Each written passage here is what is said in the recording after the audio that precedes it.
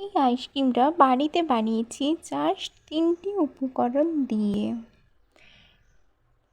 প্রথমেই লিকুইড দুধ নিয়ে নিতে হবে, তারপরে পাউডার দুধ নিতে হবে, তারপরে ভালো করে ওটা ফুটিয়ে তারপরে চিনি পরিমাণ মতো মিশিয়ে ভালো করে ফুটিয়ে নিতে হবে।